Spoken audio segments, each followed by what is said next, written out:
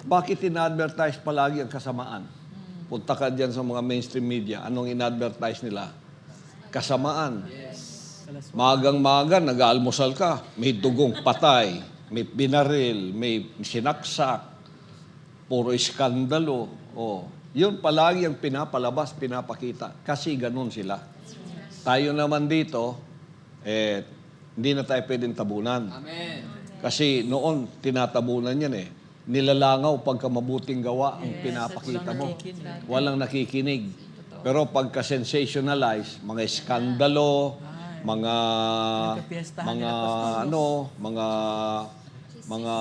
pagpipestahan yan, mga marites, mga chismis, mga paninira, o pang-iskandalo. Ayun, doon sila dumidikit. Parang mga langaw na dumidikit doon sa mabaho. Ganyan ang mga tao ngayong panahon na ito. Hindi naman lahat. Oh, bakit natin pinapakita ito?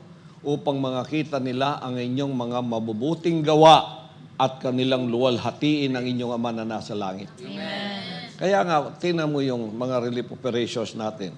Di ba? Pag tumanggap sila ng kabutihan mula sa kamay natin na walang interest na iba. Sinusunod ko lang ang sinasabi ng banal na aklat. Amen. Oh, kaya, pagkita niyo yung mga tao masaya, ano ang kanilang testimony? Pastor, sana lumawig pa ang buhay niyo. Amen. Sana humaba ang buhay niyo para marami pa kayong matulungan. Ang daming tao na nanalangin sa akin.